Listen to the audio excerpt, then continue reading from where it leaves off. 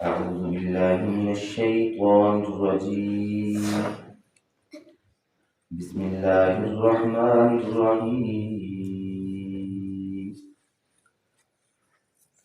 إن الذين آمنوا وعملوا الصالحات وأقاموا الصلاة وآتوا الزكاة لهم أجرهم عند ربهم ولا خوف عليهم ولا هم يحزنون. صدق الله مولانا العظيم وبلغنا رسوله النبي الأمي الصادق الوعد الأمين ونحن على ذلك لمن الشاهدين والشاكرين والحمد لله رب العالمين.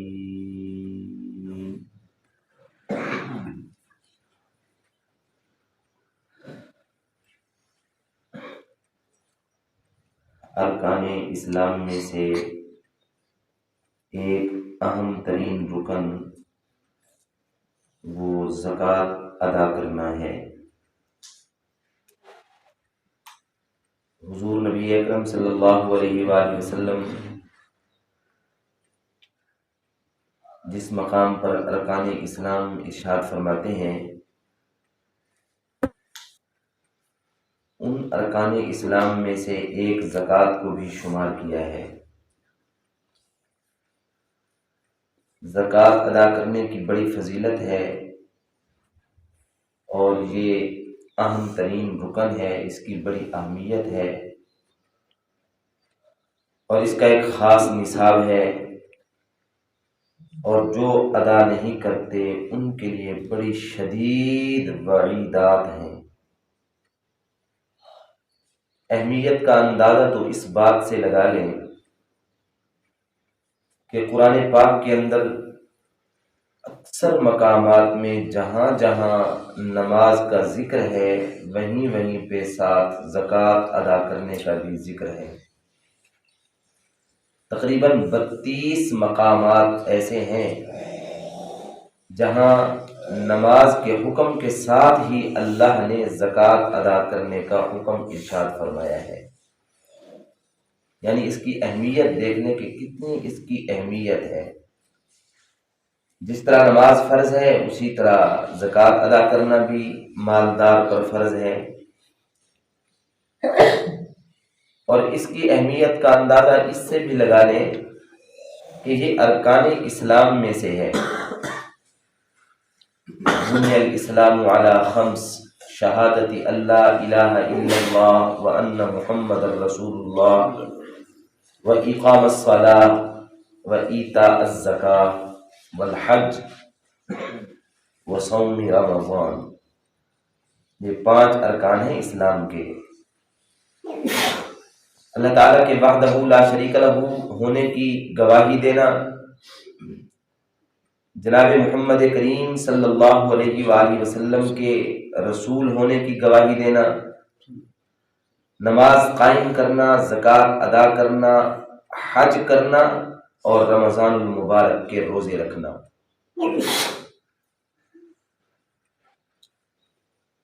حدیث پاک میں آتا ہے، جناب رحمت عالم صلی اللہ علیہ وآلہ وسلم ارشاد فرماتے ہیں کہ زکوٰۃ ادا کرنے والا گویا کہ ایک پل کو عبور کر لیتا ہے، اور وہ پل کیا ہے؟ وہ پل گویا کہ پل صراط ہے۔ جیسا کہ ایک حدیث پاک میں بھی آتا ہے کہ پل صراط کی 5 سیڑھیاں ہیں، 5 درجے، 5 سیڑھیاں ہیں۔ پہلی سیڑھی تو ایمان کی ہے کہ اگر ایمان نہیں ہے تو پہلی سیڑھی سے ہی پہلے جہنم میں گرے گا، اور دوسری سیڑھی وہ نماز ہے۔ اگر نماز قائم کرتا ہے تو اس سیڑھی سے گزرے گا، اگر قائم نہیں کرتا تو یہاں ڈگمگا جائے گا۔ اور تیسری سیڑھی وہ زکوٰۃ ادا کرنے کی ہے۔ اگر اپنے مال کی زکوٰۃ ادا کی ہوگی، کرتا ہوگا، تو پھر اس سیڑھی سے گزرے گا ورنہ یہیں ڈگمگا جائے گا۔ اور اسی طرح زکوٰۃ کا جو لفظ ہے اس کا معنی بھی یہی ہے۔ بس عام طور پہ دیکھنے میں تو یہ ہوتا ہے کہ جب انسان زکوٰۃ ادا کرتا ہے اپنے مال کی تو مال میں سے ادا کرتا ہے تو مال تھوڑا کم ہو جاتا ہے۔ اگر پہلے 1,00,000 روپیہ پڑا ہے تو اس کی زکوٰۃ ادا کی 2,500 روپیہ، تو اب 2,500 روپیہ کم ہو گیا ہے، زیادہ نہیں ہوا بظاہر۔ لیکن جب ہم اس کے معنی کی طرف دیکھتے ہیں تو اس کا معنی ہوتا ہے نشو و نما، بڑھ جانا، بڑھوتری۔ اور حقیقت میں یہ اللہ کے ہاں جس مال کی زکوٰۃ ادا ہو جاتی ہے وہ بڑھ جاتا ہے۔ جیسا کہ قرآن مجید میں کئی مقامات پر اللہ تبارک و تعالی یہ ارشاد فرماتے ہیں کہ جو آدمی اپنے مال کی زکوٰۃ ادا کر دیتا ہے گویا کہ اللہ کے پاس وہ قرض حسنہ کے طور پر وہ جمع کر لیتا ہے، اور اللہ تبارک و تعالیٰ اس کو دگنا چگنا بلکہ 700 گنا اضافہ کر کے واپس لوٹائیں گے۔ اب یہ کتنی بڑی انسان کی تجارت ہے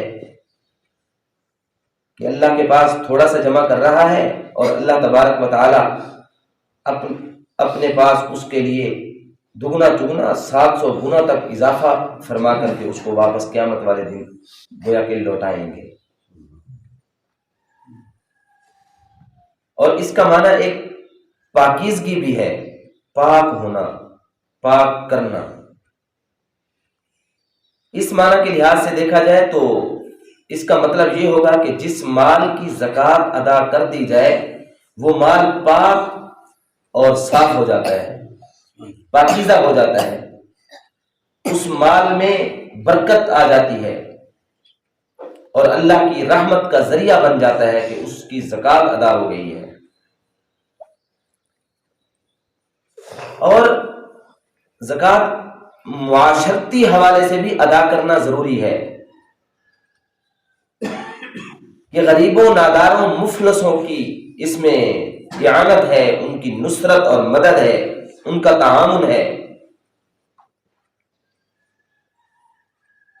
اگر غریب مفلس وہ مفلسی کی زندگی گزار رہے ہیں، غربت کی زندگی گزار رہے ہیں، گزر تو ان کی جائے گی، لیکن اگر یہ آدمی اپنے مال کی زکوٰۃ ادا نہیں کرے گا تو پھر مال اتنا زیادہ ہے، اس زیادہ مال کی وجہ سے آخرت کی فکر سے بھی غافل ہوگا اور پھر مختلف عیاشیوں میں وہ اپنے رقم کو اور مال کو ضائع کرے گا۔ اور ایسا معاشرے کے اندر عام ہے کہ جو اپنی مال کی زکوٰۃ ادا نہیں کرتے، خوف خدا ان کے دل میں نہیں ہے، تو وہ اپنے مال کو پھر عیاشیوں میں ضائع کرتے ہیں، عیاشیوں میں اپنے مال کو لگاتے ہیں اور مختلف نافرمانیوں کی طرف اس مال کو لے جاتے ہیں۔ تو اس کی اہمیت کا اندازہ ان ساری چیزوں سے آپ لگا لیں کہ کتنی اہمیت ہے زکوٰۃ ادا کرنے کی۔ اور زکوٰۃ ادا نہ کرنے پر کتنی وعیدات ہیں۔ ایک مقام پر قرآن مجید کیا کہتا ہے؟ فرمایا والذین یکنزون الذھب والفضة ولا ينفقونها في سبیل اللہ فبشرهم بعذاب علیم یوم یحمى علیہا فی نار جہنم فتقوی بها جباہهم وجنوبهم وظہورهم ھذا ما کنزتم لانفسکم فذوقوا ما کنتم تکنزون۔ فرمایا کہ جو لوگ سونا اور چاندی جمع کر کے رکھتے ہیں اور مال کو ذخیرہ کر کے رکھتے ہیں، مال کا ذخیرہ کرتے ہیں، مال اپنے پاس جمع کر کے رکھتے ہیں، ولا ينفقونها فی سبیل اللہ، اور اس مال کو اللہ کی راہ میں خرچ نہیں کرتے، فبشرهم بعذاب علیم، ان کو دردناک عذاب کی اطلاع کر دو۔ جو قرآن کہہ رہا ہے دردناک عذاب کی اطلاع کر دو۔ اب اگر کسی کو یہ اطلاع ہو جائے کہ سیلاب آنے والا ہے اور یہ پل کراس کر لیا ہے اور قریب ہے کہ یہ ڈہا عبور کر کے تھل کی تھل کے اوپر چڑھ جائے تو کون عقل مند ہے کہ جو اپنے گھروں میں بیٹھا رہے گا؟ وہ تو بھاگے گا، نکلے گا، اپنے گھروں کو چھوڑ کر کے نکل جائے گا، اپنی جان بچائے گا، کیونکہ اسے خوف ہے کہ میرے پیچھے سیلاب آنے والا ہے۔ اور اگر سیلاب کا خوف نہ ہو، کسی درندے کا خوف ہو جائے تو وہ آدمی اپنے آپ کو بچانے کے لیے کتنی تگ و دو کرے گا۔ زلزلہ آتا ہے، تھوڑی دیر کے لیے ایسے پنکھا ہلتا ہے، سارے کے سارے اپنے گھروں سے اور اپنے مکانوں سے اور اپنی کار کوٹھیوں سے باہر نکلتے ہیں۔ کاروں کوٹھیوں والے اپنی کار کو روک لیتے ہیں، اپنی گاڑیوں کو روک لیتے ہیں، گاڑیاں رک جاتی ہیں، لوگ گھروں سے باہر آ جاتے ہیں کہ کہیں کوئی چیز دھڑام سے گر نہ جائے۔ اطلاع ہو جاتی ہے کہیں عذاب نہ ہو، کہیں ہماری موت نہ واقع ہو جائے، کہیں ہم اس کی لپیٹ میں نہ آ جائیں، کوئی طوفان آ جائے تو طوفانوں کے اندر ہم کیا کرتے ہیں؟ اپنے آپ کو بچانے کی کتنی تگ و دو اور کوشش کرتے ہیں۔ اور قرآن کہتا ہے فبشرہم بعذاب علیم، کہ جو لوگ اپنے مال کو جمع کر کے رکھتے ہیں اور اس کی زکوٰۃ ادا نہیں کرتے، ان کو دردناک قسم کے عذاب کی اطلاع کر دو۔ یہ محبوب صلی اللہ علیہ وآلہ وسلم کو اللہ تعالیٰ یہ حکم فرما رہے ہیں کہ اپنی امت کے مالداروں کو یہ اطلاع کر دو جو زکوٰۃ ادا نہیں کرتے۔ آگے کیا ہوگا؟ آگے فرمایا کہ یوم یحمى علیہا فی نار جہنم۔ اللہ اکبر، بڑا سخت جملہ ہے۔ جہنم کی آگ میں ان کو تپایا جائے گا، جہنم کی آگ میں ان کو ڈالا جائے گا۔ یوم یحمى علیہا فی نار جہنم فتکوی بہا جباہہم، پھر جہنم کی آگ سے ایک لٹھ کو گرم کر کے اس لٹھ کے ساتھ ان کی پیشانیوں کو داغا جائے گا، وجنوبہم، ان کی پہلوؤں کو داغا جائے گا، وظہورہم، اور ان کی پشتوں کو داغا جائے گا۔ اب یہ اہم ترین اعضاء کا ذکر فرما دیا، پیشانی، پہلو اور پشت، گویا کہ پورا کا پورا جسم وہ جہنم کی عذاب کی لپیٹ میں ہوگا جو اپنے مال کی زکوٰۃ ادا نہیں کرتے۔ یوم یحمى علیہا فی نار جہنم فتکوی بہا جباہہم وجنوبہم وظہورہم ھذا ما کنزتم لانفسکم فذوقوا ما کنتم تکنزون۔ پھر اللہ کی طرف سے اعلان ہوگا کہ یہ وہی مال ہے جس مال کو تم جمع کر کے رکھتے تھے، پھر آج اس مال کے جمع کرنے کا مزہ چکھتے رہو۔ فذوقوا ما کنتم تکنزون، چکھو اس کا مزہ جس کو تم شمار کر کر کے رکھتے تھے، جس کی تم زکوٰۃ ادا نہیں کرتے تھے۔ تو قرآن مجید کہہ رہا ہے، اور حضور سرور عالم صلی اللہ علیہ وآلہ وسلم کیا ارشاد فرماتے ہیں اس کے متعلق؟ فرمایا کہ جس آدمی نے اپنے مال کی زکوٰۃ ادا نہ کی،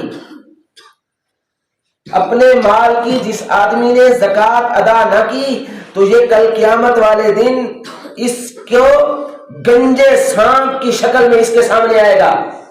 گنجا سانپ، محدثین نے لکھا ہے کہ سانپ اس وقت گنجا ہو جاتا ہے جب اس کے اندر بہت خطرناک اور خوفناک قسم کی زہر بھری ہوئی ہو، اس کے بال جھڑ جاتے ہیں زہر سے۔ اور آپ نے دیکھا ہے کہ جو بیمار ہوتے ہیں، جن کو بہت بری مرض ہوتی ہے، جس کو کینسر کہا جاتا ہے، اگر کینسر کسی کو ہو جائے تو اس کے سر کے بال، داڑھی کے بال اور سب جھڑ جاتے ہیں اس کی زہر کی وجہ سے، اس گندی بیماری کی زہر کی وجہ سے اس کے سارے جسم کے بال جھڑ جاتے ہیں، اس کی ابرویں بھی جھڑ جاتی ہیں، اس کی مونچھیں اور داڑھی اور سر کے بال بھی جھڑ جاتے ہیں، اس کے جسم پر کوئی بال نہیں رہتا زہر کی وجہ سے۔ تو جو گنجا سانپ ہوگا وہ بھی زہریلا اتنا ہوگا کہ اس کی زہر کی وجہ سے اس کے بال جھڑے ہوئے ہوں گے، اور پھر وہ اس کو مختلف جگہوں سے ڈسے گا۔ اور حدیث پاک میں آتا ہے اس کی آنکھوں کے اوپر 2 نقطے بھی ہوں گے، یہ آنکھیں، ان کے اوپر نقطے ہوتا ہے۔ اور جو سانپ رکھنے والے لوگ ہیں، جو جانتے ہیں، وہ کہتے ہیں کہ سب سے زہریلا قسم کا جو سانپ ہے وہ وہی ہوتا ہے جس کی آنکھوں کے اوپر آنکھوں جیسے 2 اور نشان ہوتے ہیں۔ بس آپ کا کتوں کے بھی نشانات ایسے ہوتے ہیں، آپ نے دیکھا ہوگا سانپ کو اگر غور نہیں کیا۔ اب آپ اندازہ لگائیں کہ ایک گھر کے اندر، گھر ہے نا ہمارے گھر کے اندر چھوٹا سا سانپ نکل ہے تو ہم کتنا بھاگتے ہیں، سانپ سانپ سانپ سانپ سانپ سانپ، بچوں کو ادھر کرتے ہیں، خود بھاگتے ہیں، اور اس کو مارنے کے لیے پتہ نہیں بڑی لٹھ اٹھاتے ہیں، بڑا ڈنڈا اٹھاتے ہیں چھوٹے سانپ کے لیے، اس سے ڈر کر بھاگ رہے ہوتے ہیں۔ اور یہ سانپ جو کل قیامت کے دن ان لوگوں کے لیے جو تیار کیا ہوا ہے جو اپنے مال کی زکوٰۃ ادا نہیں کرتے، وہ کتنا خوفناک اور خطرناک ہوگا، بہت خطرناک ہوگا، بہت خوفناک ہوگا۔ اور جن لوگوں نے اپنے مال کی زکوٰۃ ادا کی ہوگی ان کے لیے بڑی خوشخبری ہے، ان کے لیے بڑی خوشخبری ہے۔ ان کی صفات قرآن مجید نے بڑی عظیم بیان کی ہے۔ قد افلح المؤمنون، 18ویں سپارے کے اندر اللہ تبارک و تعالی نے جہاں اہل ایمان کی صفات کو ذکر فرمایا ہے، وہیں پہ اہل ایمان کی صفات کے اندر اللہ تبارک و تعالی نے ان لوگوں کا بھی شمار کیا ہے جو اپنے مالوں کی زکات ادا کرتے ہیں۔ فرمایا کہ ایمان والے لوگ جو کامیاب ہو گئے دنیا اور آخرت کے اندر، ان میں سے ایک گروہ وہ بھی ہے والذین هم للزکاۃ فاعلون، جو اپنے مالوں کی زکات ادا کرتے ہیں۔ اور پھر زکات ادا کرنے والا وہ اللہ کے قریب ہوتا ہے، اللہ اس کو عاجزی عطا فرماتے ہیں، تکبر سے پاک کرتے ہیں۔ اس کے سینے کے اندر جو مال کا ایک محبت ہوتی ہے، مال کی ایک چاہت اور لالچ ہوتا ہے، اس کے سینے کے اندر جو حب جاہ اور حب مال ہوتی ہے، اللہ تبارک و تعالیٰ اس کو ختم فرماتے ہیں، اس کو نکالتے ہیں، حب جاہ اور حب مال کو، اور اس کے دل کے اندر مسکنت کو اللہ تبارک و تعالیٰ اس کے دل کے اندر مسکنت پیدا فرماتے ہیں۔ اور مسکنت اور فقر اور جو عاجزی ہے اور انکساری ہے، یہ اللہ تبارک و تعالیٰ کو پسند ہے۔ مال کی وجہ سے جو تکبر آتا ہے، یہ اللہ کو ناپسند ہے۔ اللہ تبارک و تعالیٰ زکات ادا کرنے والے کے دل سے تکبر کو نکال کر کے باہر پھینکتے ہیں۔ والذین هم للزکاۃ فاعلون، زکات ادا کرتے ہیں۔ بھائیو پھر زکات کا نصاب اتنا کوئی بڑا نہیں ہے، چھوٹا سا نصاب ہے، چھوٹا سا نصاب۔ آپ ایک روٹی لیں، روٹی ہے، اس روٹی کے 40 حصے کریں۔ مثلا یہ روٹی ہے، اس کے 40 حصے کرتے ہیں ہم۔ اب دیکھیں 40 حصے کریں گے، 40 حصے گنتے جائیں گے، ساری روٹی ہم کھا لیں، اس کا 40واں حصہ جو چھوٹا سا بچتا ہے، وہ 40واں حصہ ہم نے اللہ کی راہ میں دینا ہے۔ وہ کتنا بنے گا؟ چھوٹا سا بنے گا نا۔ مال کا 40واں حصہ دینا ہے ہم نے، زیادہ نہیں دینا، 40واں حصہ۔ وہ کتنا کم ہے، قلیل بہت کم ہے۔ اور اگر ہم زکات ادا نہ کریں اور اللہ تبارک و تعالیٰ لینے پہ آئے تو ایک ہی لمحے کے اندر ہمارے سارے مال کو لے سکتا ہے کہ نہیں لے سکتا؟ لے سکتا ہے نا۔ پھر اپنی زکات ادا کیوں نہ کریں ہم، جو بہت قلیل اور کم ہے، تھوڑی مقدار میں ہے، جو اپنے مال کا 40واں حصہ ہے، اور پھر وہ ہر وقت بھی نہیں ہے، سال کے بعد ہے۔ اور پھر یہ بھی ضروری ہے کہ وہ جو آپ کے پاس مال ہے وہ ایک خاص نصاب کو بھی پہنچ جائے، اور زکات ادا کرنے کا بھی ایک خاص نصاب ہے۔ یہ نہیں ہے کہ اگر نصاب سے کم ہے تو پھر بھی زکات ادا کرتی ہے، پھر زکات ادا کرنے کی آپ کے اوپر لازم نہیں ہے۔ زکات اس وقت ادا کرنی ہے جب وہ مال آپ کا نصاب کو پہنچے۔ وہ خاص نصاب ہے، وہ کیا ہے؟ وہ ہے 52.5 تولہ چاندی یا اس کی مالیت کا مالک ہونا۔ 52.5 تولہ چاندی یا اس کی مالیت کا مالک ہونا۔ سونے کا نصاب جو ہے، جو ہماری بیٹیاں اور ہماری بہنیں اور ہماری مائیں گھروں میں رکھے ہوئے ہوتی ہیں اور پہنتی ہیں زیورات، اور بسا اوقات ہمارے بھائیوں نے بھی اپنے پاس رکھا ہوا ہوتا ہے، وہ جو سونا ہے اس کا ایک علیحدہ نصاب ہے، لیکن وہ اس وقت ہے جب اس سونے کے ساتھ کسی قسم کی کوئی اور چیز نہ رکھتا ہو، نہ اس کے پاس اس سونے کے علاوہ چاندی ہے، کوئی چلہ ہے، نہ چاندی کی کوئی چھوٹی سی چیز بھی نہیں ہے، اور نہ اس کے پاس نقدی کی صورت میں کوئی چیز ہے، 1 روپیہ تک بھی نہیں ہے، اور اس سونے کے علاوہ اس کے پاس مال تجارت بھی نہیں ہے، اور اس سونے کے علاوہ اس کے پاس زائد از ضرورت سامان بھی نہیں ہے، تو پھر سونے کا علیحدہ جو نصاب ہے وہ ہے 7.5 تولے سونا۔ یعنی اگر اس کے پاس اور کچھ بھی نہیں ہے، صرف اور صرف سونا ہے۔ اور میرے خیال میں اس زمانے کے اندر یہ مشکل ہے کہ ایک آدمی کے پاس 7.5 تولے سونا تو ہو اور اس کے پاس اس کے علاوہ اور کچھ نہ ہو۔ یہ تو مشکل ہے، یہ تو آپ کو ڈھونڈنے سے نہیں ملے گا۔ سونا تو بہت قیمتی چیز ہے، اس زمانے میں بہت ہلکی چیز تھی نبی علیہ الصلوۃ والسلام کے زمانے میں، لیکن اب بہت قیمتی چیز ہے۔ اب جس کے پاس 7.5 تولے سونا ہے تو اس کے پاس اور بھی بہت کچھ ہوگا. ایسا نہیں ہے کہ اس نے جو ہے نا اسی پر اکتفا کیا ہوا ہے.